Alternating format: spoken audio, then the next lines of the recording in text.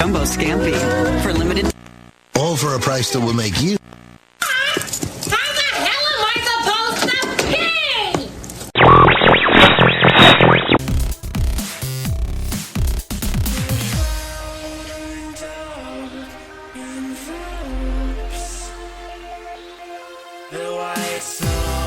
pay? You're listening to BAMF, UK Comic Book Radio. Hello there, and welcome to the latest episode of BAMF Comic Book Radio, the show where we talk about comics, movies, and what Bert is wearing. Today, we have with us the usual lot, myself, Lucas, Nevs, say hello. Hello there. Bert, say hello. Hello. And Fee, say wagwan. No, I think I'll just say hello. Okie doke. Right, well let's get straight into it. What is hot in news this week? Well, there's a couple of bits, both pertaining to costumes. The main one to lead with, obviously, is Peter Parker's Dr. Octopus's new costume. This news went up on Friday in the solicits for the new issues of Superior Spider-Man. Spider-Man Spock is getting a new costume, and as is entirely predictable with the internet at this point, the internet is not very happy. I kind of see the point here, but I think in a different way. I think the problem is not necessarily that Spock has a new costume.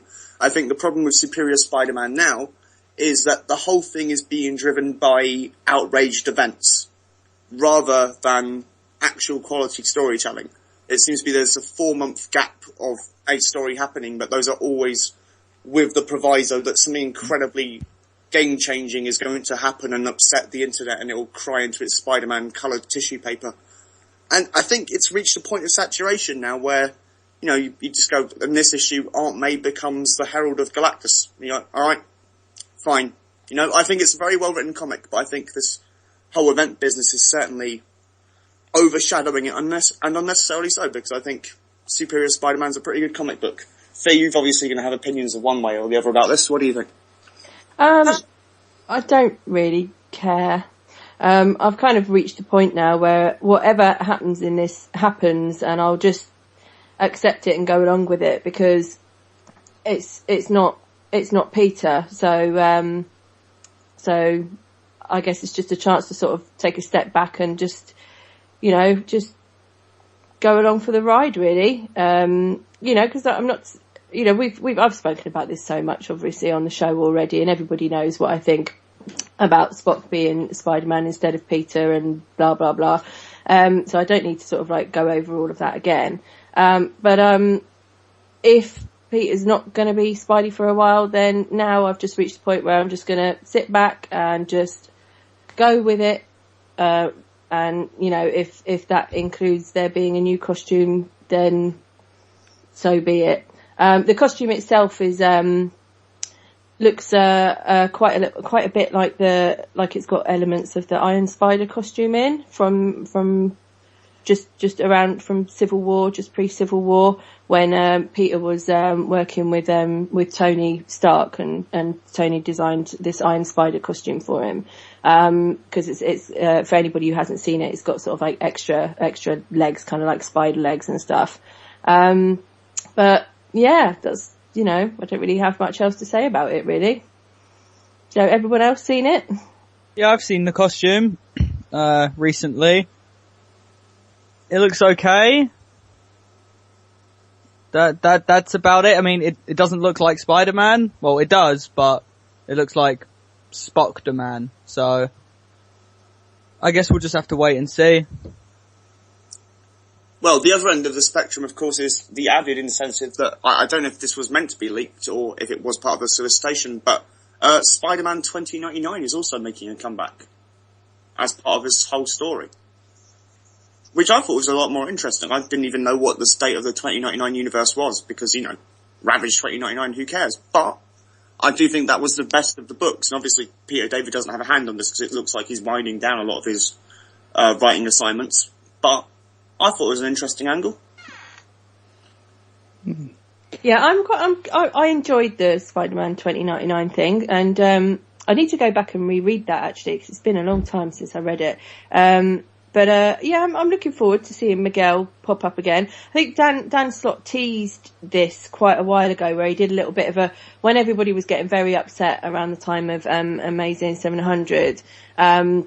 He did a little. I think he did a tweet. I don't know if it was to Ryan Stegman or Humberto Ramos, or I don't know. It was one of the two, where he said like, oh, when we do this, when we're drawing this page, we should get Miguel to do this.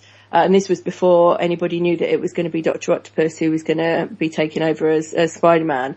It was quite interesting to see the reaction at the time from lots of people who really, really liked the whole 2099 thing and was sort of like quite excited at the possibility of Miguel coming in. So now, like, Slots actually is bringing him in. Obviously we're yet to see how or why or whatever. I think there will be a lot of people out there who would really like to see this and like to read it. Have you guys read it, the 2099 stuff? Oh, a long time ago I read it. I really enjoyed it. I liked some of the that whole concept of 2099. And it's actually quite interesting because we're not actually that far away from 2099 in real life. So I'd like to see how they're going to change it and maybe mess about with it. I remember Dan Slott, it was like a week ago, said something about getting back to reading more 2099. So I didn't think it'd be this soon that we'd see more 2099. It's going to be good. I actually originally thought that I was going to start incorporating 2099 into the Ultimate Universe, because Miles Morales' costume and power set resembles 2099 quite a lot, with the stingers in the arms and all that other mumbo jumbo. But to quickly go back to that Doc Ock costume, I actually really like the creepiness of it. In the picture that I've seen where he's over Hobgoblin, it looks really creepy and sharp, and it looks more spider-like than any other spider costume, with the fingers and the legs or the arms or whatever you want to call them on his back. It's really creepy. He's not really doing a good job to remain inconspicuous though now, is he? Well, no, but then that is probably how it all starts unraveling, that people start going, right, this isn't the man we used to know. Well, yeah, he's attached claws to his outfit, he's killed people. Yeah, and he's set his sights on the Rose Gallery while it looks like he's going after Hobgoblin. What's he ever do? Pumpkin Bomb concluded that the Hobgoblin may have some kind of technology that would make it possible for him to detect that Ock is in Pete's head, as it were. Okay. Who is it, Hobgoblin at the moment? There's two Hobgoblins at the moment. Yeah. There's Phil Urich, who's Ben Urich's nephew. Yeah. Who's like the new Hobgoblin. And then there's it's Kingsley, is it not? Yeah, like the original Roger Hobgoblin. Kingsley. Yeah. Right, so the old good Green Goblin is now good Hobgoblin. No, he turned evil in one of those Marvel teen spin-off miniseries. Right, okay. I think it might have been the Runaways or possibly the Loners, right, where he had that whole revelation that actually if you put on a goblin costume, you're probably up the creek. And he just accepted that, and he's been acting like a baddie since he was reintroduced in the beginning of Dan Slott's run, in fact, Spider-Man Big Time. And now Ben Kingsley is not Mandarin anymore, but the Hobgoblin. That's exactly right, yes. Right, I'm on the same wavelength for you guys now. Okay. I'm up to date. Did anybody read Avenging Spider-Man 20 this week? I did not. Not Avenging. What happened in it? Was that a really cool cover with the chameleon? Yeah, it was. Yeah, and it was all right. It was pretty good actually. It was one of the best Avenging ones for a while. It actually had a couple of like really funny jokes and stuff. So it was I don't want to spoil it for people, but I'm going to. Spoilers! Spoilers.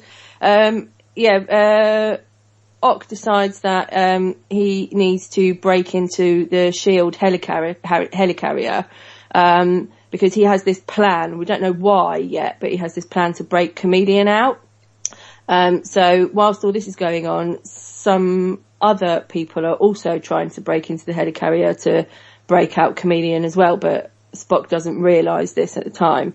The only thing I didn't like about it is it's all the kind of like, well, if you've been reading Secret Avengers, if anybody's been reading that at all, you've got fake Nick Fury, who makes me really mad. So fake Nick Fury's in it.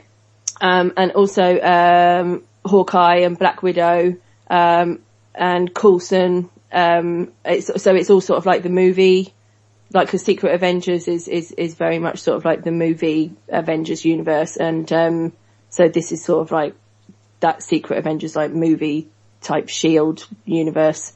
Yeah, it's a really good issue. There's some really nice scenes with the Chameleon, and some sort of like funny dialogue with Hawkeye and Black Widow. It's really good. It's got a great end. And it's a two-parter, so the, number 21 will be the next part. Okay. I'll have to go back and pick it up. Yeah, I've got a theory, actually. How about Doc Ock breaks Chameleon out to pretend to be Peter Parker, so Doc Ock can walk around like Spider-Man all the time and not worry about the double identity? Sorted. But he obviously wants him for a reason, so... Also, he doesn't have the scientific knowledge that Ock does, which is why Ock's keeping Pete's job, because he's the one creating all of this stuff at the... I can't remember where he works now, but some place where they build science. Horizon? That's the bunny. Yay. What was the other costume news, Nevs? Oh, the other costume news was the Wonder Woman one, but it was the internet kind of getting the wrong end of the stick. There was a statue that was released in DC solicitations for upcoming things of Wonder Woman looking incredibly, and I know this is probably the wrong phrase, and I'll get a bunch of derisory mail as soon as I say it, but it looks incredibly steampunk. But like steampunk via the way of Joe Madeira, where Diana's got lots of battle armour on, and she's also got a staff with a bloody great chainsaw at the end of it. I don't really know how the logistics of that would work, but it looks quite good. And the internet kind of did its Father Ted moment, where they all kind of went, careful now, down with that kind of thing, and it was used as one more symptom of the darkening of the DC universe and the horrible misconfiguration of previously beloved icons. And some guy actually wrote a petition, which I've got in front of me now, but it was sent to Diane Nelson, who's the DC president, and it's quite an earnest thing, and I feel kind of bad because I think he's kind of mixed up where he's got it in his head that statue is also what Wonder Woman's going to be in the comic, which is written by Brian Azzarello, which is a lot more violent and a lot more closer to its Greek origins and stuff than we've previously dealt with. Sadly, that costume and the statue had nothing to do with what was happening with the 52 Wonder Woman. It was a statue taken from the new DC Infinite Crisis game, where all the characters have been redesigned. So not really the great darkening of the DC universe so much as just a redesign for a statue. But in a surprisingly appeasing bit of news, I don't think DC meant to do this, but it was quite a nice little coincidence. They've also released the artwork from Wonder Woman Earth 1, which is from the Earth 1 line that DC do, where it's like here's year one again, but with quite good people. And it's written by Grant Morrison, and it's drawn by Yannick Paquette, who they previously worked together on the Bulleteer miniseries from the Great Seven Soldiers of Victory super crossover thing of Doom. So yeah, that looks great, I have to say. I don't know if you guys have seen the pages yet, but it does look like Yannick's knocking it out the park. Wasn't that originally meant to be All-Star Wonder Woman? No, that was the Adam Hughes project, which never happened. Okay. I think the Earth 1 thing is kind of the salvaging of the concept, but without having All-Star Batman by Frank Miller and his obscene language and insane Batman characterization involved with the whole brand, you know? Yep, fair enough. I liked All-Star Batman, by the way, but I realise I'm in a minority of few. I know a lot of people that did. I don't really care about it. It's a book. Well, that's all the news I've got. You guys got anything? Last week we were talking about some rights to some of the movies and stuff that have reverted back to Marvel the last couple of weeks. Where Daredevil, Ghost Rider, Punisher and stuff. We were talking about this in last week's episode. And this week, apparently also the rights to Luke Cage have reverted back in this last week. Say that again? Sweet Christmas is what I say. Sweet Christmas, indeed. And also that there are actual scripts knocking around for Miss Marvel, Blade, and Iron Fist. I read this week, so they actually have scripts. I So- knew that Iron Fist had a script floating around somewhere. Didn't know about the others.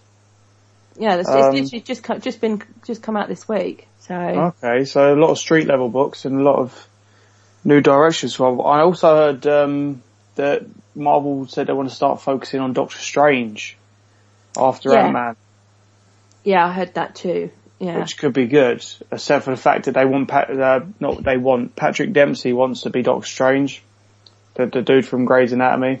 yeah, Yeah, I don't want to see that. no. That'd be rubbish. Also, sorry, have you seen the 30-second clip of the Shield pilot? Yes, that's what I was Yes. going to say as well. Oh, Yeah, okay. it's not 30 seconds though. It's 6. Oh, On a 6 loop. seconds. 6 It seconds. feels like 6 seconds. It feels like 30. Yeah, it's out on Vine. They've put it out on Vine, which is that new sort of video thing attached to Twitter where you can do 6-second videos on a loop. And yeah, it's just it goes so quickly. I think you need to watch it several times on a loop to sort of see what's happening. But Coulson lives. # Coulson lives. Yeah. You see Coulson at the end. So yeah, it should be. It's been picked up this week, officially picked up. And should start in, as the Americans say, the fall. So sometime in the autumn. I can't wait. Really can't Yeah, wait. I'm looking forward to it. Lots. But, I don't know. I'm kind of nervous about it at the same time. I'm glad it got picked up and it made sense it was going to be picked up because if you have a TV show spinning out of the biggest film of last year, you'd be crazy not to pick it up. But at the same time, it has been a year since Avengers and, you know, people's attention spans only last so long. I think it's gonna work. I think it will work. But I think the only thing I'm worried about is how does Coulson live? As long as it's not something really stupid, you know, there's got to be a good explanation. It'll probably be that the one that died was a life model decoy. Yeah, but you see, those of us who were sort of like, you know, read a lot of Marvel books and stuff, we're used to this kind of idea where you sort of brush it off these days, don't you? Oh, it was a life model decoy. But, you know, I don't know whether audiences are maybe slightly a bit, you know, well, I'd like to hope that they're a bit more sophisticated, that they could, you know, not buy that. But I suppose we'll have to wait and see what reason they come up with. But I hope it's a good one anyway. It did strike me that quite an intelligent way of having Coulson come back would be have him be a Skrull and lead up to some kind of secret invasion story. Could you imagine that? I could imagine that very easily. Could you imagine? That would be big. Maybe Coulson is secretly Thanos. It's a hell of a secret. in disguise, yeah. He With, wears like, makeup. parrots. Do you really think Thanos would allow himself to go down that easy though? You know, He slouches. stabbed from behind. Well, yeah, because it's all part of his master plan, you douche. Lucas, could you just say your last 2 sentences again? Because I can't believe you said that while we're broadcasting. Stabbed from behind. Before that, I can't remember. believe it was gone down that easy.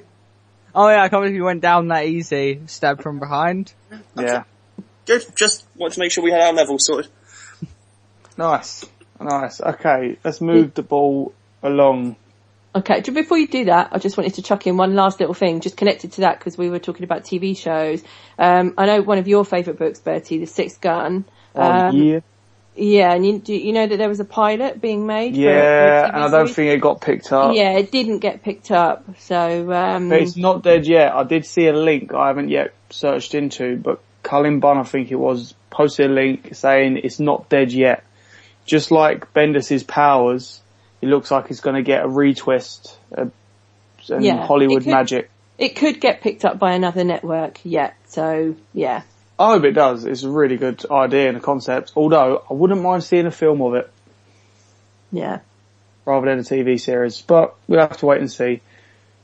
Oh, the Americans and their pilot season. Just give me the show. Oh, one last bit of news, literally underneath the wire, because it's just popped up while we're talking on the show. Adult Swim are doing a second DC Robot Chicken special.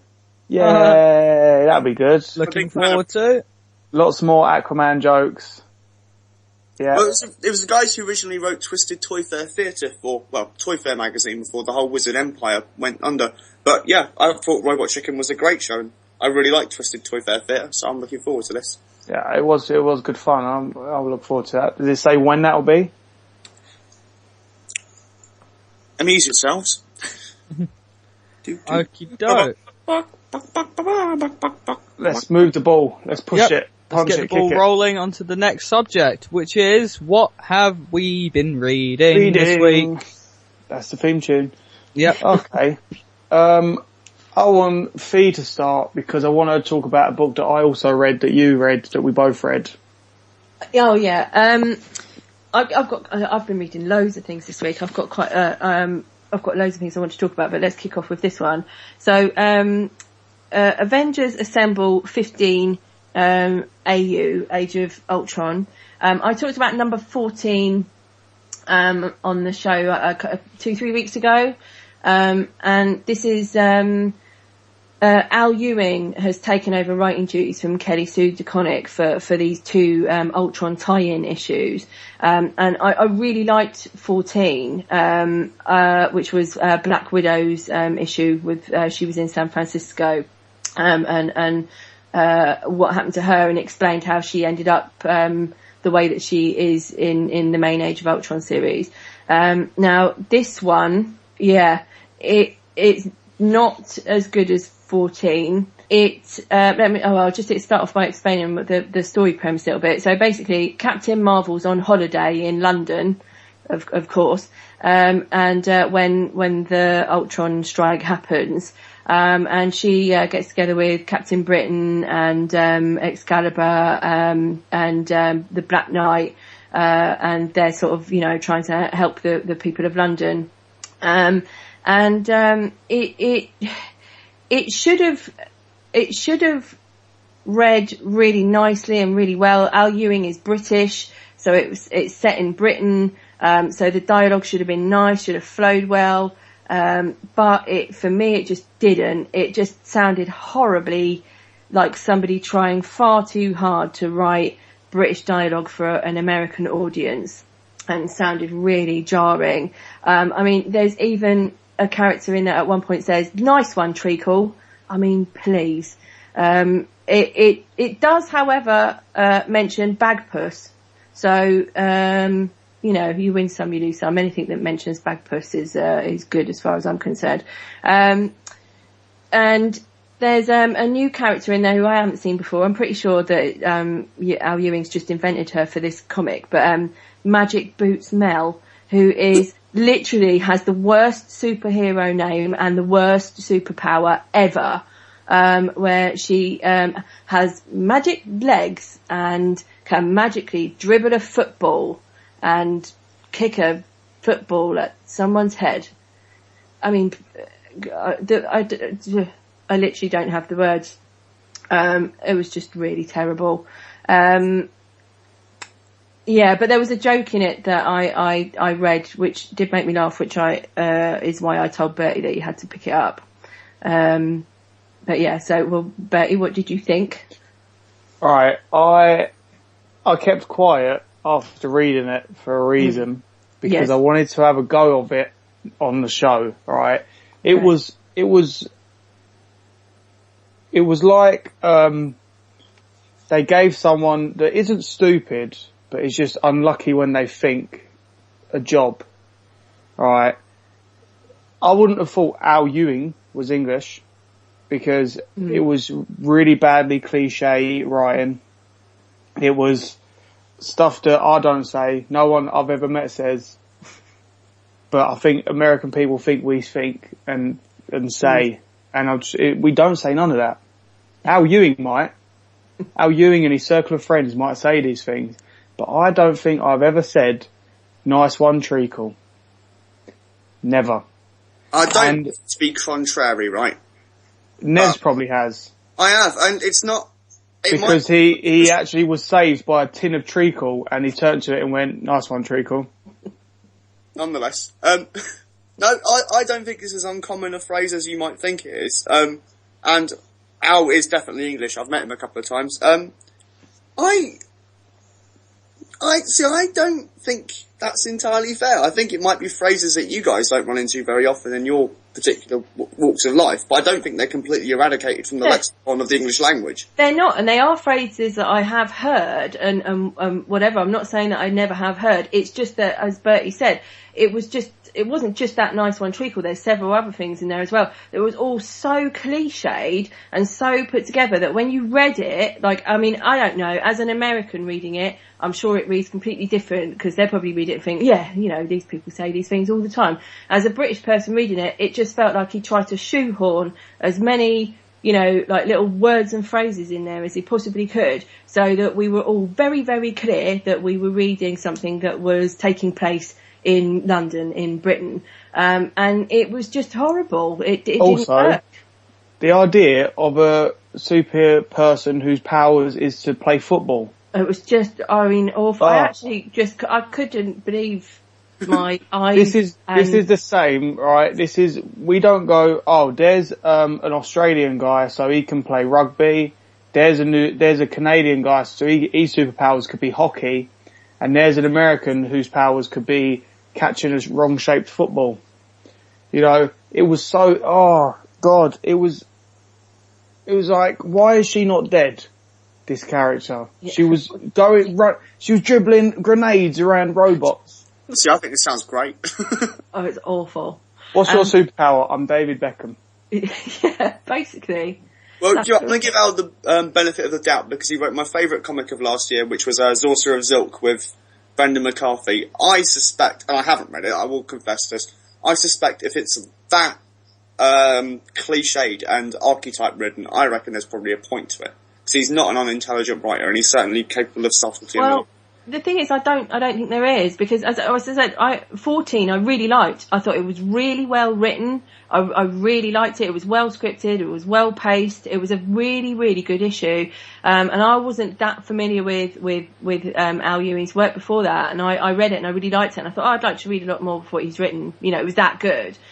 This just has completely turned it all on its head. It was just awful. And the thing is, I don't think we are going to see much of the fallout of this, because this is just a tie-in to Ultron, and I don't think there's a lot of room or time or scope left to investigate a lot of the events that happened in this. Spoilers, everybody, if you haven't read this. Something does happen to sort of like two big characters. There's a big explosion at the end. I would say there is another hero, hero I use in a loose term. There's another character who's brought into it,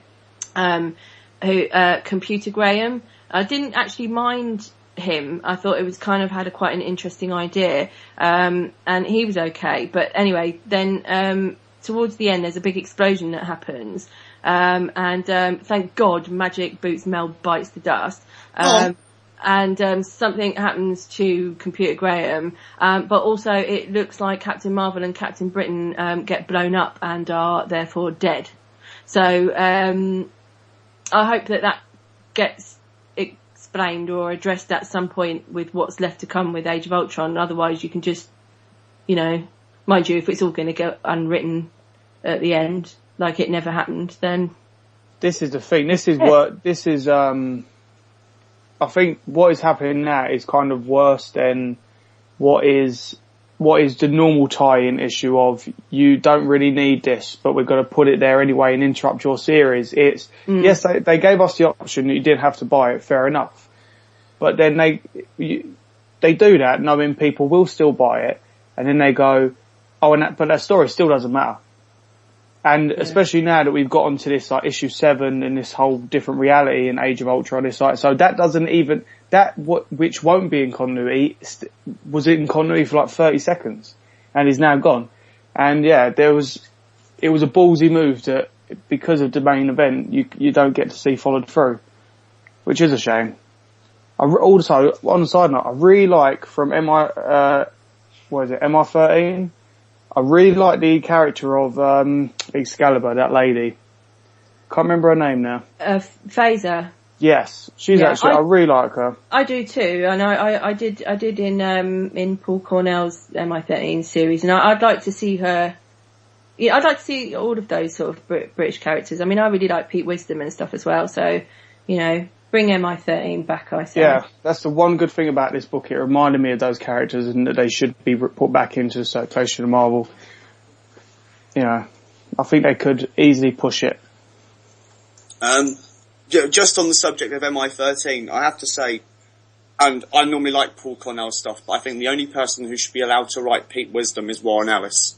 Because it's clearly Warren Ellis's analogue character from everything. I mean, you can see from the speech patterns and the behaviour that Pete Wisdom is Spider Jerusalem, is Lazarus Churchyard, is Dr. Sleepless, is Anna Mercury. You know, it's that same character, which works really well when Warren does it, but as soon as anyone else writes Pete, because it's clearly set to Warren's speech patterns, it just doesn't work for me. So I'm quite happy to see Pete not do anything unless Warren says, right, I'm doing a Pete Wisdom, whatever. And the issue of Excalibur, where Pete Wisdom takes them all to the pub, and they all end up hammered, and then, it's a thing of beauty and joy. Issue 84, I believe it is, comic fans. From Nervous Nevs. Nervous? Yeah, I gave you, like, you know, in the olden days where you'd have like a reference and a little editor's box from something Tom or Brilliant Brevu. Yeah, you're Nervous Nevs. Right. I don't know why. It was the only one that went with you. Nervous Nevs. I think Victorious probably fits better, but I'll go with Nervous. It makes you happy. No, Nervous fits better. Okay. Okay, guys, what else have we been reading? Okay, just all right. I've got two things. I'm going to start off with Astonishing X-Men 62, which is written by Marjorie Liu. This is the start of a new arc for this book. I think a lot of people just stopped reading this book when Joss Whedon finished on it, or after then Warren Ellis did a couple of arcs after Whedon left, and I think sort of when those two went, a lot of people just stopped bothering with this book. But I have stuck with it sort of all the way through, and it's been, you know, okay. It's had some sort of good issues here and there, but mainly it you know, it is something that you really didn't need to be picking up. But funny enough, on this week on Twitter, I was talking about Iceman. About Bobby Drake, who I really like, Iceman as a character, but for the last few years he's just been really underused. He's been so much of a just background character with nothing much to do, you know, and I was actually moaning about that this week, just saying, like, gosh, you know, a good writer just needs to take him and just give him something to do rather than just have him hanging around in the background. This is exactly what Marjorie Liu is doing with this new arc of Astonishing X-Men. The focus is all on Bobby, it's really nice to actually have him see him have something to do for once, which leads me on to the question of Bobby and his Omega level powers. I think some of you saw me going on about this on Twitter earlier in the week, because I've never really understood why Bobby is an Omega level mutant, because you never get to really see him use his powers in that way. Anyway, so I said something to Marjorie Liu on Twitter, like, maybe finally we'll you know, are we going to get to see him live up to his Omega level potential? And she actually replied and said, you could say that. So I'm quite excited to see what's in store for Bobby. I wasn't keen on the art on this book. This is Gabriel Hernandez Walter. It's not really it's not my cup of tea, this style of art, to be honest. But you know, it was fine. It's just not really, it's just a personal preference. But a lot happens in the book. Again, spoilers. If you haven't read it and you want to read it, press pause, go away, read the issue, come back.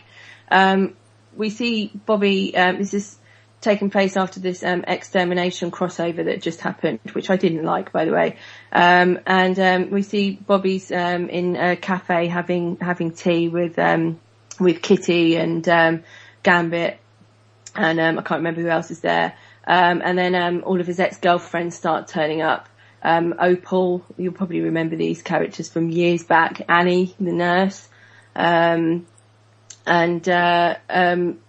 and then, something strange is going on, obviously, like, cause they're all, Polaris turns up. Lorna turns up, which is great. Marjorie's written her really, really well. She's got a really good grasp on Lorna, I think. They all turn up as if, Bobby has invited them there, when in actual fact he hasn't. So there's, something strange going on. And then we, at some point switch over to Thor, who goes off into some kind of trance, and starts saying, Fimbulvetter, which is the prelude to, Ragnarok. It all goes a bit strange. And then, we see Bobby open his chest up, and it appears he has a bit of the death seed from the, Age of Apocalypse, embedded into his chest. So, and also there's some mystique in there as well. So there's a lot going on, and there's definitely a lot of setup, and, I think it's, going to be really interesting. If you're a fan of Iceman in any way whatsoever, then I think you need to pick this book up. That sounds like a lot going on. There was a lot going on. There's definitely a lot going on, yeah. Oh, and Gambit's in it, and Kittens. What more do you want? Does Astonishing X-Men still have ties to main continuity X-Men, like all new X-Men stuff? Yeah. It is in continuity, yeah. The thing is, I think there's a lot of stuff happening there, because, with the early issues that, with Whedon's and, Warren Ellis's, there were a lot of, lots of the issues weren't on time. There were lots of delays and that kind of thing. So it sort of became its own thing. But no, it definitely is in continuity. Definitely what's gonna, what happens with the characters will have an impact on current continuity. Okay, that's good. Continuity, yeah. Okay. Always a bit worried, like those sideline books, like even like what's the Extreme X-Men, the new Dazzler book, or the old new Dazzler book? Yeah. I always get confused where they are and what effect it has, and it's too many. Well, just to slip off the mainstream a little bit, but not so much. I read the new issue of Walking Dead, and if I haven't said this on the show, then you haven't heard it before, but my main problem with The Walking Dead has been it fell into a bit of a loop. Rick and company would find a new place. It would be quite nice. Then something would go wrong. Rick would sit there making some kind of crazy speech at all the people. And then place would go tits up, and then they'd have to leave. There'd be some problems. Some of the characters you came to like would die, and then they'd find a new place, repeat, rinse and flush. And the story that's been building since issue 100, which has been a hell of a slow burn, but it's been such a great exercise in tension, and basically the drama and the chaos and the worry hasn't been on Rick for this. It's been on Carl, who, hasn't had very much to do since he had his eye shot out a little while back. And it's been all about his wanting to step up and realizing that Rick's slowly losing it. And his whole, interaction with Megan, who's the big boss, the big bad, I guess, of this current arc, has been astounding to read. I mean, there's been issues where it's basically been Negan and Carl walking about the fortress, and you're like, oh my god, this is incredible. And this story has finally culminated with the various factions basically going, they don't want to be run by Negan because he's a sociopath. But also the sanctity and the safety that he provides. On one hand, it's pretty bad living under him. On the other hand, you're not out in the wild foraging for food against zombies. I'm really impressed with how well this is being written and how all of these possible angles are being put there. And also, none of Robert Kirkman's villains, or especially in The Walking Dead, are never evil villains who are going to do stuff because it's Tuesday and they have a bad costume, They're doing stuff because they think it's the right way to try and survive. And that always puts the kind of, are our protagonists actually the heroes thing going on? Because essentially this isn't about heroes and villains. This is about various groups of survivors trying to get by. And that's why I really like it. I think Walking Dead's a great book. It's apparently the best-selling comic on Comixology, which is great. I haven't watched much of the TV show, but if you guys have kind of fallen out of the loop with The Walking Dead because you were bored of the formula, go back from issue 100 and get up to current, because it's really good stuff. I just wanted to mention as well, sorry, I know I keep going on, but I did read so much this week. Did anybody read Avengers this week? Avengers 11? I haven't yet, no. Okay. It was so awful. Tell us. It's awful. Really? Yeah, I thought it was really terrible. It's kind of like it was kind of like a one-shot issue, I guess, where it takes a step out completely from what's been going on up until now. And you get Captain Marvel, Black Widow, Shang-Chi, and I can't even remember who else it was now. And they go Spider-Woman. Spider-Woman. And they go off, and it's kind of like a spy story. But it's just completely out of tune and sync with anything that's been happening in the title up until now. It was just awful. And it was quite interesting because I had a lot of people the last couple of days who've also just been reading it, who I follow on Twitter, and I haven't heard one person say a positive thing about this issue. Well, the only positive I have about it is Diodato. How do you pronounce his name? Diodato. Yeah, he draws a really nice Shang-Chi. That's it. Okay. That's the only positive thing I have to say about that issue. It was just rubbish. Really bad. Does it have nothing to do with the main what's going on in the series with the whole? I'm sure it does have something to do with it somewhere, but if it did, then I don't know what it is yet.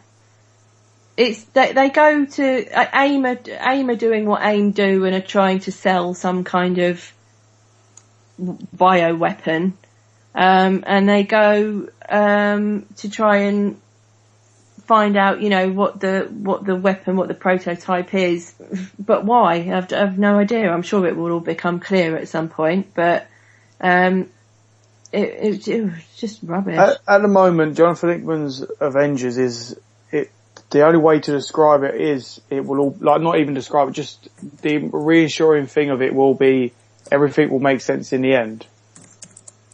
I don't know, with each issue things get a little bit more confusing, a little bit more tangled and messed up, but there's always that in the end it will all make sense.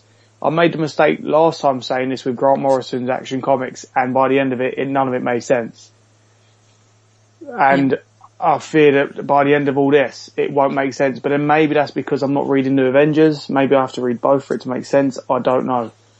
But at the moment, these big ideas seem a bit too big. I think I said this last week, didn't I? It just doesn't feel like Avengers to me, and I just don't like it. If it was in another title, if it was its own thing or whatever, then maybe, but it's just, for me, it's not Avengers. Also, I really wish they just pick one artist and have him do the book or her, because this artist jump is jarring me. Last issue was Diodato as well, and before that it was Dustin Weaver, and before that it was one of the Kuberts, and before that it was someone else. Just give me a consistent artist. Try and give me some consistency in this book to start, and then maybe I won't, just to settle my brain. I don't know. As I said, Fee, it will all make sense in the end. Yeah, well, that's if we hang in there that long, but yeah. Yeah, I don't know. I could see myself losing grip. I thought I'd have a bit of a delve into other things that aren't being published by the Americans and get a bit closer to home. So I had a look at Strip, which has been relaunched to accommodate the UK newsstand market. So if you were in a branch of WH Smith's or such like, you can pop in there and buy one. Volume 2 has just started in the last couple of weeks, and it's a really nice little anthology, and it features very good people, and there's a series of really good strips in here. People like John Ridgway and John McClay and Rufus Dayglow have done covers for them. And it's something along the lines, for you somewhat more mature listeners, along the lines of Warrior, if that takes you back a wee bit. Warrior obviously very famous for launching V for Vendetta and Marvel / Miracle Man. And it's just full of good people, and I really like it. I really love anthologies. Most of my favourite comics have been anthologies to me, things like Tomorrow Stories or A1 or such like, or Heavy Metal, because you tend to get a more interesting variation, and there's something quite there's a real resistance to anthologies in the comics industry that I've never really understood, because most of the good stuff has come from there. But these things always seem to be published as if there's no chance this is going to catch on anyway. So let's just try something incredibly experimental. And there's stuff like Warpaint by John McCrea, who also did Hitman and My Beloved Mars Attacks and stuff. There's Denizens. There's Black Ops Extreme. It's all just really cool and interesting stuff. And I am really happy that rather than going into a branch of W.H. Smith's and being confronted with very bad DC covers which are being reprinted by Panini, that comic fans who don't know about specialised comic shops have another way in and something more interesting to read beyond that. So I'm fully on the side of this. I really enjoyed the first issue. I hope basically it's going to succeed. I really do, because I think the UK comic scene really needs something like this, something that isn't quite so dominated by superstar artists and Hollywood film producers who work as comic writers at the same time. It's nice to see something a little bit more homegrown and a bit root pressed. So yeah, guys, that might well be my new comic of the week, actually. I would say go out and buy Strip. Lucas, you haven't kicked in with any new comics yet. What have you got? Okay, well, this week, I've actually been reading a lot of stuff, but I'll go with, what I've most recently read, which is, Deadpool issue 9 and Batman issue 20. First up, has anybody else read Deadpool? Or is it just me? No, I've read it. Okay, alright, cool. For those of you who don't know, at the end of the whole, Dead President arc of, Deadpool, his handler from S.H.I.E.L.D., she died, and, what's the name of the wizard guy, Nevs? Oh, blimey. The bloke who resurrected the presidents. Yeah, the guy with the dodgy beard. I can't remember, but there's only one of them in the regular Deadpool bloke. One who looks like a slightly younger Alan Moore, but on the pies. Okay, right, we'll go, I'm just gonna call him Alan. Alan the weird wizard. He puts this lady's, mind into Deadpool's body. And, kind of it continues on from there. There's a little break between the whole, the Deadpool kind of Dead Presidents arc and what's currently happening, where they did this whole thing where, they do like an old style issue, where Deadpool is, convinced by a demon to get Iron Man to start drinking again.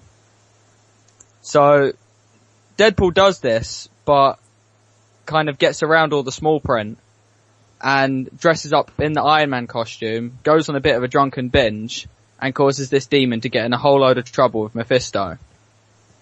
So, where it all picks up is kind of the fallout from that. So this demon comes back and does some whole, you didn't read this in the contract mumbo jumbo, and tells Deadpool that he has to go kill a bunch of people who've made deals with him. So Deadpool goes around killing these people. There's an Aquaman ripoff, like a dead straight Aquaman ripoff, which I thought was hilarious. It kind of goes all Baywatch in issue 9, where this bloke is trying to save Deadpool from drowning, and Deadpool tries to drown him, and it turns out he can breathe underwater.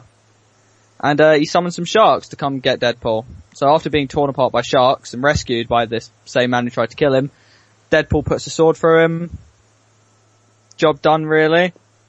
And I kind of have no idea where it's going. That it's I don't know. I'm not sure if I'm going to keep picking it up. I'm reading it and it just, I suppose, coming from it, like, it just makes no sense. That's my problem. Like, even less sense than what Deadpool should make. What about you, Nevs? I mean, you've read it. What's your views? Well, I like it.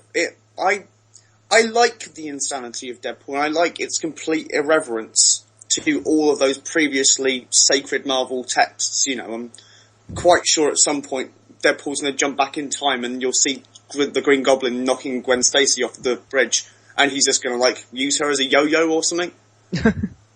I think Deadpool is possibly the best counterbalance to that almost religious reverence that people have for the Marvel Universe. It's the same reason Marvel Zombies, well, the first Marvel Zombies worked so well for me, is that almost gleeful blasphemy, you know, that kind of what can we do to absolutely upset the audience.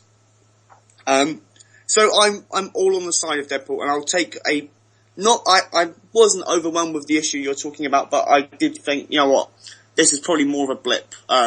Deadpool's had the best covers of any Marvel comic since the Marvel Now relaunch, because Jeff Darrow is probably one of the greatest artists to ever put a pen to a paper this century. I think my favourite is the one in the boxing ring where he's fighting Abe Lincoln. I was more the fan where he started beating up Richard Nixon's dog myself, but yes, that was... So yeah, I like Deadpool. I thought it was great. I'm always on the side of Deadpool things, really. Unless Rob Liefeld does them. Sorry, Rob. Okay, the other thing I've read this week is Batman issue 20, which wraps up the little short Clayface story. Once again, not really impressed, but at least this time I wasn't disappointed. Just at the end of Batman issue 19, you'll find Bruce Wayne gets grabbed by Clayface, whose new power is that he fully takes on like the appearance and like mannerisms and DNA of like whoever he copies. And so he's pretty much lost all of the like kind of his DNA and is becoming all these other people whoever he makes skin contact with. And his whole big master plan is to kidnap Bruce Wayne, then go out as Bruce Wayne, cause a bunch of trouble, get Batman involved, touch Batman, and then reveal Batman's identity to the world. Obviously, kidnapping Bruce Wayne, who is Batman, is kind of might put a dent in his whole attracting Batman plans. But he chucks Batman into Bruce into a garbage compactor, where Lucius Fox is as well. And they kind of, to anybody who's ever seen Batman Beyond, they do like a whole revised origin for how he finds the Batman Beyond suit. And which is just chucked out in the garbage. So Bruce suits up in that, shoots out of the hole, goes and beats up Clayface, and that's the end of that really. So, not really anything major. I'm just waiting for issue 21 with the start of Snyder's Year Zero. You're missing the callback to the Batman and Robin rubber lips. You know where Robin kisses Poison Ivy and peels off the rubber lips in that cheesy moment?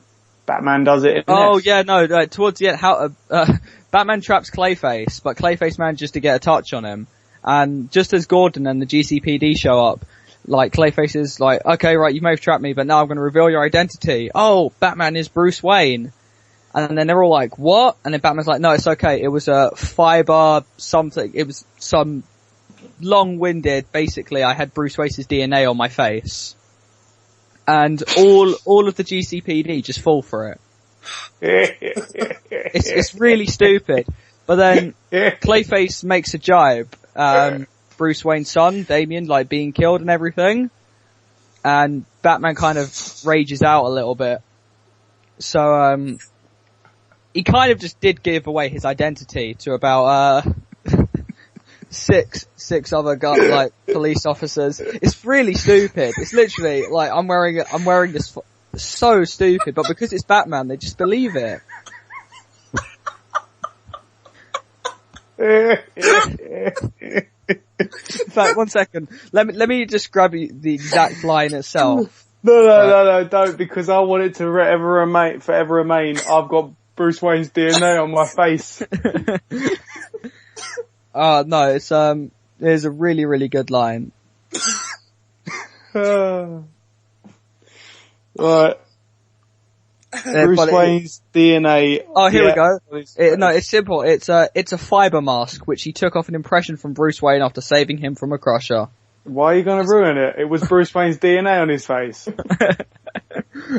That's that's exactly what Batman says. It's Bruce Wayne's DNA on my face. Oh god.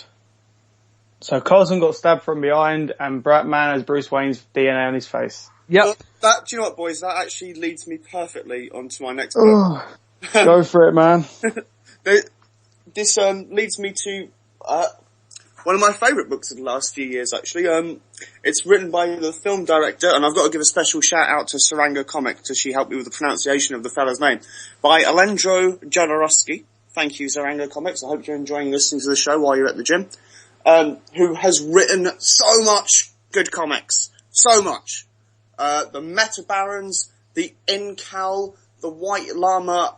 You could, honestly, listeners, if you just stop all your comic reading now and then go off and read Jodorowsky stuff and then go watch the film he made in the 1970s called El Topo, the man is a proper definition of the word genius. Not like the word genius when someone does something quite clever with a double-page spread in a Marvel comic. Proper, bringing in concepts of such a high philosophical level that will enlighten you and pop open those bits of your brain that you didn't even know worked properly. The dude is on fire, and I've seen interviews of him, and he's like the most humble guy in the world. He's just like, yeah, I just thought of that. It's like, it's not, you didn't just think of that. That's like all of what Paulo Coelho gets on with The Alchemist, but you've done that in 2 pages of a comic. But this particular work that I was quite excited about, I was reminded about because, funny enough, I ran into some Catholics this week. It's a book called Borgia, which is written by him and drawn by Milo Manara.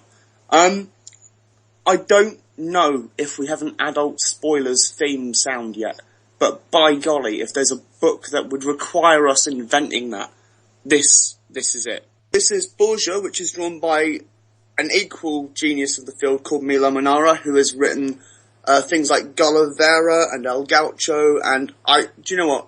I wouldn't recommend Googling his work at work, but he is one of those other great geniuses of the field who has not been given the respect due by any shake of the imagination, and sadly not very well known in the Western world. Probably best known for drawing an X-Woman one-shot about 3 or 4 years ago, which caused no end of hilarious outrage, but I do like to see people getting outraged by Milo Manara's artwork, because the dude's so beyond caring what anybody thinks anyway that it's quite funny. So Borgia is a series of history books, which is just chronicling the outright depravity that the Borgia family got onto when they were in deep with the Pope. And it's extreme, and it's very graphic, and it's very disturbing. But the thing that adds to all the disturbing thing, of course, is the fact that at no point has Jodorowsky used any of his imagination to do this. All he's done is just dramatised some history. And it's, you know, if your only understanding of the Borgia family is the TV show, which isn't a bad place to start at all, then this is certainly worth picking up. And if this show can do anything beyond us making jokes about DNA on Lucas's face, then I would like to think that getting you guys into Jodorowsky would be a hell of a thing. And also watch El Topo, which is a fantastic movie. Obviously, all of these comments are aimed at anybody over 18. I don't want to be responsible for you guys finding stuff. If you do, it's not my fault. All I'm doing is providing the trigger. You don't have to shoot the bullet. That's what I'm saying. But seriously, buy Borgia, or anything by Manara or Jodorowsky, because they're both just off the hook, top of the line, proper definition of the word genius, not guy who wrote quite a good issue of Avengers, you know? It's one of my little bugbears with the comics industry is misusing words and completely taking the value out of them. Bertie, I believe you had a comic. Yep. I was given by Dan, Blacksad, volumes 1 and 2, by 2 names I can't pronounce, and I want one of you to try and pronounce for me if you know them, because I can't speak French in any way, shape or form, or whatever language this is, because I'm an idiot. But I'm going to just go straight onto the comic of Blacksad. I do believe it's French, and it's been translated over to English, and it follows a private detective. I have a really, really, really soft spot for private detectives and the whole, like, noir scene. And, yeah, it's a nitty-gritty, like, New York, I think, noir book, but instead of being a stubbly old man, it's a cat. It's a anthropomorphic cat, black cat with a white muzzle, called Blacksad, John Blacksad. And the first book in particular follows 3 different stories of him solving 3 different murders. Oh no, the one's a kidnap. And it is bloody brilliant. The artist on it was an ex-Disney animator, and you can tell because the expressions, the designs, they're very Disney-esque, but with his own spin. And he's so well crafted at what he does that he can put any emotion onto an animal's face. There's every animal you can think, even a lizard, a hard lizard's face, he can put emotion of fear, anger, happiness, sadness. And the whole book, I've read volume 1 and 2 so far, is both hilariously funny at times, but dark and tragic at others. And the very ending of the second book literally took all the wind out of me. I was in a pretty good mood when I read it, and by the end, all of that flushed away. It was like no one wins situation, which, can kill your Friday evening. I don't know if anyone else has read these books, but my God, I have. Are they brilliant? Yeah, I have. I love Blacksad. I think it's absolutely brilliant. I only discovered it earlier this year, actually. I don't know, somebody mentioned it, and I was like, look, a talking black cat, I'm in. You know me and my cats. It's like real sort of like film noir, type of book, with these anthropomorphic characters. It's just, and it is brilliant. The authors are Spanish, actually. Spanish, my bad. Yeah, well, they're Spanish, but it was published by a French company. It's Juan Diaz Canales is the writer, and Juanjo or Juanjo Guanido is the artist. But it was published by a French publishing house, I think it was aimed for the French market originally, but it's been translated into loads and loads of different languages now. But the art is beautiful. It really is beautiful. Like you said, the emotions and the expressions that he gets on the animals' faces, is just, it's probably better than I've ever seen anybody else do, actually. It's really great. I completely recommend it. The detail in it, I think it's all painted. I do believe he paints I don't think it's all painted, but the detail in it, like he'll do a city scene and he will put, it's like a story within a story, because if you look at his city scenes, you have the main feature of Blacksad, he's doing what he's doing, but the people around him will be living their lives. You'll have people arguing, people laughing, people on their way somewhere, and you can just get lost in a single panel. I'm looking at the police station one now, and you just find yourself more interested in the prisoners coming into the police station and going out, and the people being questioned, and really little details. And there's effort gone into it, and pure genius has gone into it. And I mean genuine genius, like the one Nevs was talking about earlier. It's brilliant. And like I said, it is bloody dark at times. The first book has a story involving like racism and child kidnap and perverts and whatnot, but all that little gleam of light, which is John Blacksad, gets you through it, and by the end of it there's a resolve and a lovely sort of turnaround almost. But yeah, I would recommend it to anyone looking for a bloody good read. I can't remember off the top of my head. It's Dark Horse Books. Dark Horse publish it in English. I know that there's 4 already translated in English, and there's 2 more to come, and it doesn't look like it's going to be stopping anytime soon. Really worth picking up. If you like crime noir, pick it up. If you like anthropomorphic animals, pick it up. If you like to be entertained in any way, go pick it up. And that is it. That's me done. And if none of you pick it up, I'm going to be very upset. I'll cry. Yeah. No, I echo just to see you cry, I won't said. pick it up. Well, it's not good enough. I'm not going to cry for you. Okay, good. I'm not going to pick it up because I've already got the NBM edition, so no. Well, there you go. Don't need to pick it up then, do ya? Suppose not. Uh, You think? I just love it. I love it. I'm so glad that Dan's given me these books to never give back. Mwahahahaha. No, I will give them back. He knows where I live. Yeah, it's very brilliant and hilarious and intriguing and beautiful, and Dan banged on about it for so long. And you got it, Dan. You was right. That's a recommendation. You win. Let's move on. Let's put the ball rolling. Let's keep it going.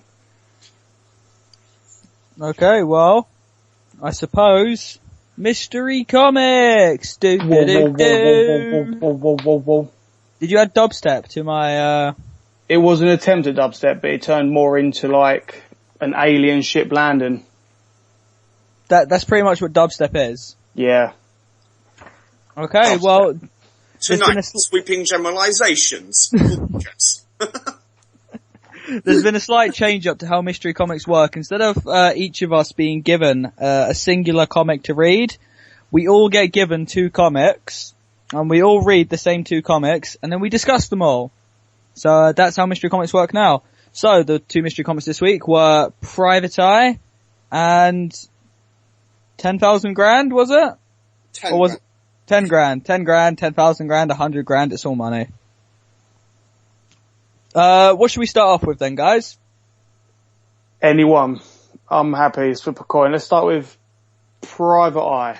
Yeah, you seem to have a fetish for detectives, so. Yeah, well, they're both detective stories in a way.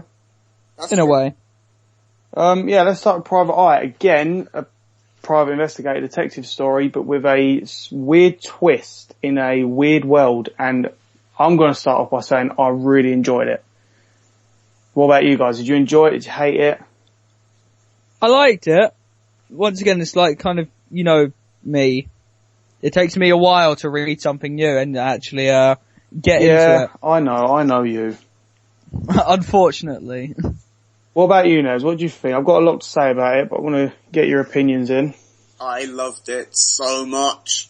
You have no idea. I was actually doing a last minute read of it just before we came on. I was like, oh man, one more comic I'm gonna have to take in. And I was so wrong, because it was great.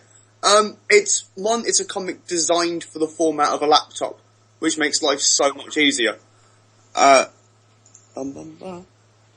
Also, it's just jam-packed with imagination. Again, it's like the thing I was saying about the true lives of the fabulous Killjoys last week, is the sign of a good comic is that when you have enough throwaway concepts that could carry a series by themselves, and yet it's just an element in the story that doesn't matter very much. It reminded me very much of Mr. X by Dean Motter, which is probably another old people's reference. But that kind of intense hard-boiledness, but done in such a colourful way. And having not seen Marcus Martin's work for a few years, not since the issues of Spider-Man I think he did, that guy's just come along so much. Not that he was any slouch back when he was doing Amazing Spider-Man, but now he's just gone to that level where you start thinking of that level alongside your David Arjars or your Jeff Darrows or your Mike Allreds or your Bill Sinkoviches or your Paul Popes, or that kind of level of, you know, really proper talent, not just happens to be quite good at drawing Avengers this month, you know? It's the first comic that's ever made me think of furries in a positive context as well. So that's a start. I loved all the allusions to the science fiction stuff. It's like a combination of a noir detective thing plus really good sci-fi, and the whole basis of the thing. Now, you know, we haven't talked about the plot yet, but everything seems to have folded out of the fact that cloud storage technology explodes, and the effect of everyone's dark secrets being unveiled to the world, that is that everyone's repressed little concepts and all those hidden late night Facebook, MSN, Tumblr chats that you just assumed you could delete are now available to everyone, wrecks everything. And the suggestion that humanity is only really held together by secrecy and repression is a fascinating concept, I thought. So it looked great, it read great, and much like 10 grand, as we'll come to enough, my only problem with it was that there wasn't enough of it in one single helping. Yeah, I gotta say, in one issue, the world that Marcus Martin and Brian K. Vaughan built was so just intriguing and had a lot of depth to it. The whole idea of stuff has gone down so terribly that instead of a world where, like ours, where every bit of information about you is on a laptop, we do live in a society where everything about us, we put on Facebook and Twitter and all this openly. We put pictures of ourselves, information of ourselves, gossip of ourselves, and now this is a world where people pay money and protect their identity is the most important thing you can own. It's the most important thing you have. It's your identity. And it's just the whole idea. And I love the scene with the main guy and his granddad, where his granddad is a person from this era, where he's got the sleeve tattoos and he's trying to get his broken iPhone to work, and he's gone a little bit senile, but he can't remember the fact that none of this exists. There is no Wi-Fi, there is no internet, there is nothing. And I I love it. And there is a scene where it's a street scene where you've got all the different people in their different disguises, hiding their true self. And there's a tramp who's got no money and nothing, and he's sitting on the street, and he's got no disguise. He's just in a vest and a hat. And it's just the idea that you're not really worth anything if you don't hide your identity, which is really weird. But I just love it. And I love the designs of each of their elaborate costumes hide themselves. It's definitely a world that I'm going to stay invested in. I just want to say you can buy this at panelsyndicate.com, and it's a pay what you like prices. So you can pay £1, you can pay 50p, you can pay whatever you want. I'd recommend paying what you pay for a full comic, or possibly more, because it is worth it. I would not be that bastard that just goes, I'm going to take it for nothing or 1p. I'd put money into this. Because you get something else out of it afterwards down the line, eventually. Keep this going. I know it's planned for 10 issues, but yeah, it's such a well-crafted piece of work. I know Fee read it a little while ago and did a review. She loved it as well. I did. I think it's absolutely fantastic. Issue 2 just came out this week. So, if you haven't downloaded the first one already, then do. And then get the second one as well. I don't think the second issue is quite as good as the first, but it's still really, really good. Really good. It's as Bertie said, I completely agree. It's well worth paying the money for that. You would, if you're prepared to pay, £2 something or whatever for a paper comic, I don't see why you can't be prepared to pay £2 or whatever for this. It's worth it. It is that good. It really is that good. Yeah. I can guarantee you'll get a lot more out of these issues than you would, and I'm going to be the guy that says this, out of a mainstream book like Age of Ultron or Avengers. So if you're going to put your money somewhere, I'd put it there. I'd put it with these guys. Simples. I mean, I gotta admit, I was reading through, and maybe I wasn't as blown away as you guys, but what sold me on it was just the ending, of what happens at the end, and that's what's gonna make me want to go pick up issue 2. The mysterious bad guy? Yeah, mysterious bad guy, and of course his reasons behind doing what, he does at the end. So, I'm definitely gonna pick up issue 2. There you go. This one comic is 100% BAMF recommended. And that's coming from the guy who, me. It's coming from Lucas, who hates everything that isn't a big bad guy. Or Batman. Well, okay. Yeah, let's move on to 10 grand. Yep. Does anyone remember the team? Because all I remember is Ben Templesmith. I've got it. It's J.M. Straczynski. There you go. Ben Templesmith. And Straczynski, for me, is one of those guys who I'm incredibly wary about now. Yeah, same. I'm gonna say it, I'm not a big sci-fi TV guy, and I've never seen an episode of Babylon 5 in my life. So when I'd heard he was gonna be taking over Amazing Spider-Man all those years back, I was like, well, so what, to be honest.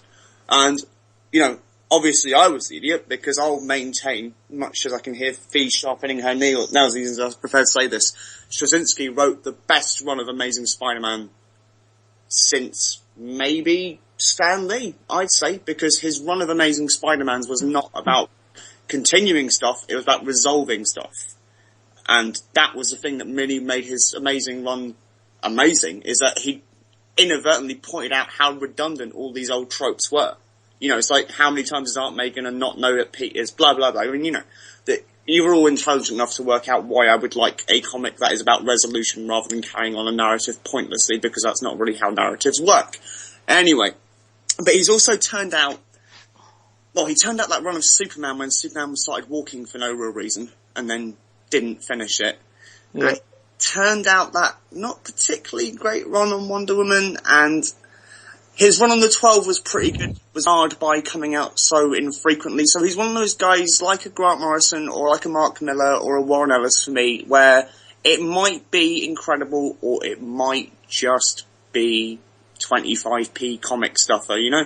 So, I was very wary, and when I read the synopsis in previews, and the fact that Temple Smith was drawing it, foolishly, I thought, hold on, dark-haired fella, troubled past, mucking about with the undead, drawn by Ben Templesmith, that sounds a hell of a lot like Cal MacDonald. And in the first few pages, I did think, hang on, this is Cal MacDonald. But then the twist came along, because the thing I really like about Cal is that he's pretty much an irredeemable shit. You know, he's not going to apologise for anything. I read an issue, actually, where he was just like, right, my death has caused hell on earth to actually happen, loads of people are going to die, I'm going to get drunk. I thought that was great. The thing with the lead in 10 grand, though, is that when you get, like, partway through the story, you realise he's not just being one more grim and gritty guy who drinks whiskey and hangs out in bars where barmaids are wearing half their clothing. He does actually have a soul and a conscience, and there is a reason that he exists in this world. And I thought there were some incredibly clever ideas in there. The demon firewall virus, for one, was great stuff. So, yeah, I really enjoyed it. I thought it was an incredibly dense comic for a first issue, compared to a lot of stuff where you get 2 or 3 plot points and a hell of a lot of unnecessary dialogue. I thought it was really good value. I thought, like, this is a lot of good comic going on here. And, yeah, again, from my end, full BAMF recommendation, 10 grand, return to form for Straczynski, good work as usual from Templesmith. Okay. I really enjoyed it. But I'm going to echo what you say about JMS. Shut up. That's it. He can't finish a book these days. Well, After how long? There's reasons. Okay, I'll take the reasons, but for Captain America, not Captain America, Superman, Wonder Woman, they never got finished by him. No, but you're suggesting that that's some kind of laziness, and No, I'm not suggesting it's laziness. I'm just suggesting it just was weird. So I'm like, will this ever get finished? And I hope it does, because, you know, it was really well done. I actually got a weird sense of, and I don't know, you know, of like, I don't know why, but I got a sense of Constantine. And I probably just angered Nebs a bit there, maybe. But I did get a sense of that. And I really loved it. I loved the whole tragediness of it. With his wife and the whole scenario, that the premise of the book, the first issue, I'm going to spoil a bit, is that this guy died with his wife, and then an angel came to him and said that, I'll bring you back, and you can see your wife when, you'll never see your wife again anyway, but I'll bring you back, and if you die a righteousful death, you can see her for 5 minutes, and then I'll bring you back, and we'll do it all over again. And just so he can see his wife for 5 minutes after every so often, he says yes. And then he's put on this life of being a detective-y kind of guy. And yeah, it was really, really tragically nice. I don't know why I said nice, but it was really tragic, but yet really sort of heartfelt and warming, that there's this love in this guy that is a bit of a dick. And Ben Templesmith's art was really nice. At first I was a bit, it was a bit jarring. But then that's because I've been reading books with a little bit like a clean cut niceness to it, and this is a bit wonky and a bit weird, but in a really cool way that fits this world. I got a weird 30 Days of Nights thing from it. So yeah, you guys, go. I enjoyed it. I mean, you know what I'm like with kind of angels and demons and magic-y stuff. I really liked it. You know, it was gritty. I liked, you know, the main guy's attitude, especially when he's having the conversation with that chick in the bar when she's trying to get him to take the job. Yeah. He's basically saying, oh, you know, I like that you didn't say like, and how he just hates everything that young people say. That coming from a young person. Yeah, no, I really enjoyed it. More so than Private Eye, actually. Angel strippers and whatnot, you know, what's not to like. Yeah, this seemed like dark and seedy, like you like it. I like it dark and seedy. Nevs, now's the part for you to put in an inappropriate comment. He doesn't care enough. Excellent. These things can never be bidden. They must always be spontaneous. You can't make me come on cue, Lucas. Oh dear. I'm ignoring that one, Nevs. We're all going to ignore that one. Lucas, stop laughing. Stop. Get back to work. Fee, yeah. what did Yeah. you think? I liked it. I did. A bit like like everybody else has said, Straczynski is a bit hit and miss for me as well. I am not the world's biggest fan of his Amazing Spider-Man run. This is the man, for God's sake, that gave us Gabriel and Sarah Stacey, which by his own admission was so awful that he's actually tried to retcon that himself. Anyway, that's another thing for another time. And I really like Ben Temple-Smith, but I'm only really familiar with him from 30 Days of Night. Like Betty, I sort of had a sort of Constantine vibe coming off of it. I really liked it. It's just right up my street, really. Demons and the like. I really liked it. I'll probably carry on with this for a bit, actually. Thought it was pretty good. I loved it. I can't wait for issue 2. Okie doke. Well, question time. Da-na-na-na. Wob, wob, wob, wob. There we go. Wop, wop, wop. Okay, right. Questions then. I've got a couple this week. I'm going to start with this one, which is, what are your favourite non-cape comics? So anything that doesn't involve superheroes in any way. Okay, I've got a few. I'm going to quickly say. I'm going to say the Sixth Gun, obviously. OBS. Probably Saga, because that's brilliant. It's gone, Blacksad, which I just read. Them a free favourite. And every single comic could be wiped out, but as long as those three were going, I'd actually be okay. Lucas? I'm gonna need a minute. Are you struggling, Nevs? It's not so much struggling to think of one, it's trying to think of not a billion at once. But at the moment, I must have thrown out things being published because I can't think off the top of my head. But I would probably have to go with Brian Wood and Becky Cloonan's Channel Zero, which was a pair of books originally produced by Image and AIT, and then ended up being a Dark Horse thing. It's essentially about counterculture rioters in the future. The Jenny one drawn by Becky is top of the class. It's basically Occupy capitalism culture before any of that stuff actually started happening in the real world. And it looks great. And yeah, that's probably my favourite non-cape comic of the moment. Okay. I've got, my favourite of the moment, one that's running now, is Saga, which we've talked about lots of times on this show. But if I'm going to go with one that's sort of already finished, is Preacher, Garth Ennis's Preacher, which I just love. Nev, you've read Preacher, haven't you, Nevs? Oh, have I? Yeah. It's so great. It's brilliant. So yeah, that for me, definitely. Quick side note, if we're doing ones that are finished, then I'm going to throw in either Liberty Meadows or Transmetropolitan. Oh, well, if we're going into cartoon strips, then I'm going to have to go into Bloom. Oh, it could keep going. Look at this. It can just keep going. This could spiral on forever. We could quite happily do a show forever without any capes in it, I reckon. Oh, easily. Yeah. But saying that, just to help Lucas, Deadpool don't wear a cape, Lucas. He's no, Deadpool doesn't count. I was just trying to help you, dude. I know, and thank you. But, I suppose I'm just gonna go, it's a webcomic. Not as grand as your answers, but, Dr. McNinja, which is fantastic. If you're bored of all the current kind of superhero stuff, then go read Dr. McNinja. Literally just type it into Google, Dr. McNinja, and read it. What about the Tide/Sister Comics /spin-off Axe Cop? There's that as well, but read Dr. McNinja first. Alright then. Okay, right. That's cool. Next one. This question comes from me. This week, there is SFX magazine are running a poll at the moment for who is the greatest superhero. So you can go and you can log onto their website and go and vote in this poll. So of course all the usual suspects are there, and probably quite a few that you haven't thought of as well. It's quite a big list.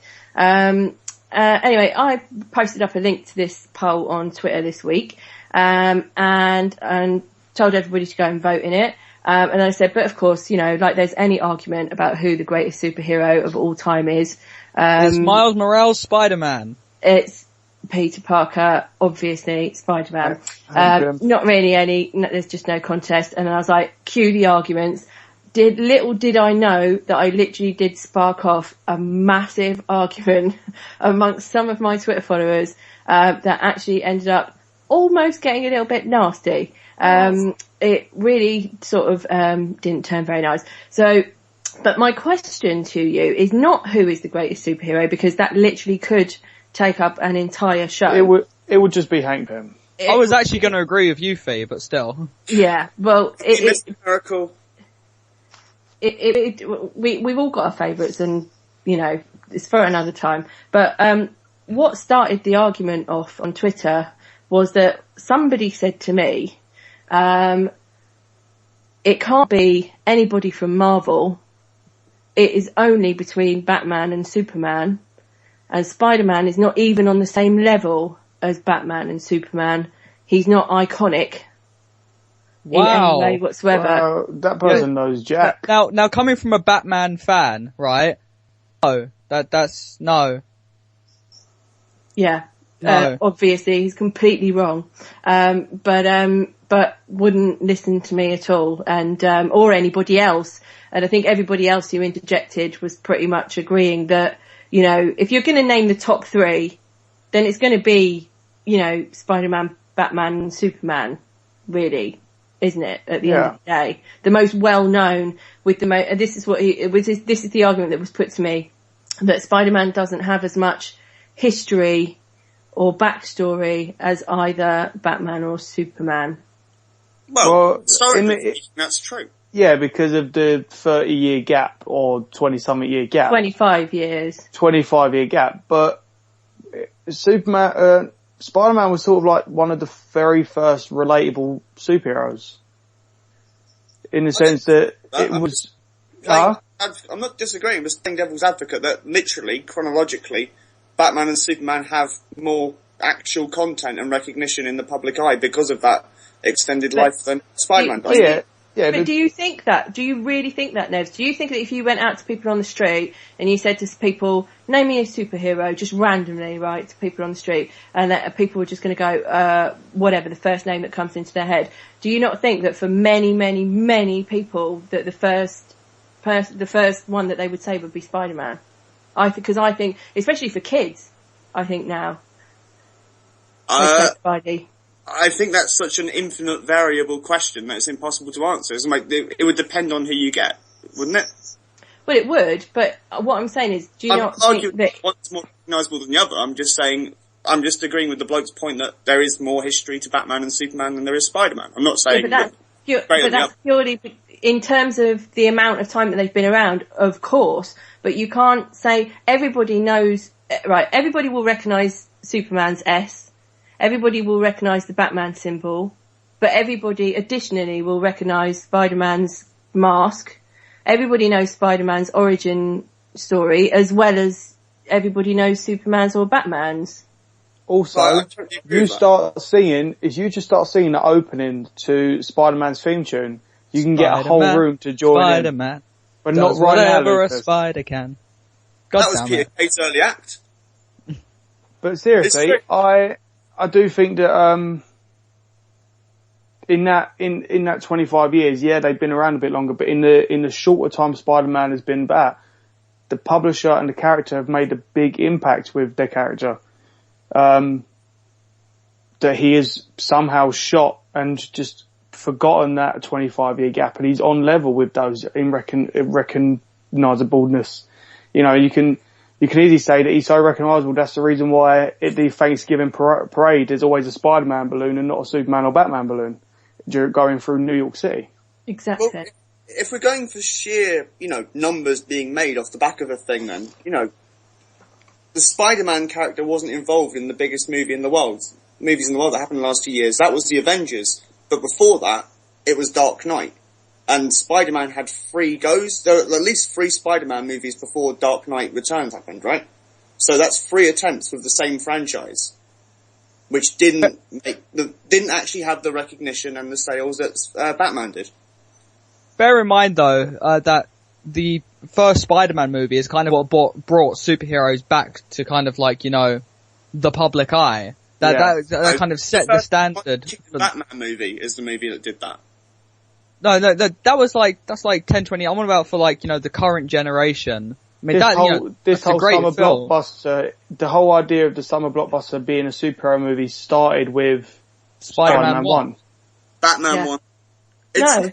It's really, Batman, Tim Burton, Michael Keaton, 1989, I remember it well, queues round the block to see that movie in the cinema. There was, but there was and then it died out. Yeah, there was a big gap between the success of the earlier Batman movies and then the resurgence with the first Spider-Man movie. It was because I think that's what Lucas is trying to say. Yeah, you had Batman and Robin, which genuinely, it killed, like, the kind of the superhero movie thing for a while. It killed Batman so long that they didn't touch it till 2005, nearly 10 years later. Well, I don't disagree with that. I'm just arguing the assessment that the Spider-Man movie created the superhero summer blockbuster. Well, it did. You can just go back and look at every summer after the first Batman movie and count how many successful superhero movies or superheroes in general were there, and then do it with Spider-Man, and you'd find that, since Spider-Man 1 there has been a superhero movie, comic book movie in every year.